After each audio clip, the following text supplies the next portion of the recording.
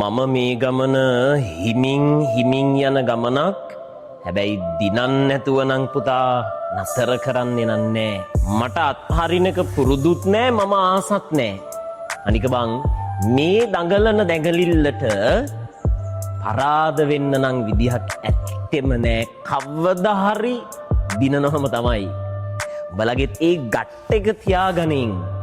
අද කරන දෙයක් ගානේ කවදා හරි ගොඩ යනවා කියන ගට් එක තියාගනින්. එතකොට වැඩ කරන්න ආසයි බං. ඔහොම ඉඳ හිතෙන්නේ නෑ.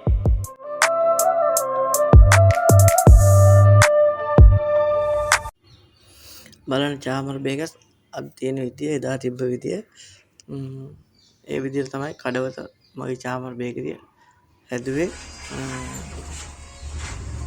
මාර ගේමක් දීලා තමයි පරණ ගියක් අරගෙන තමයි මේ විදිහට ලස්සනට හදලා බේකරියයි සේල් එකයි දෙකම දැම්මේ.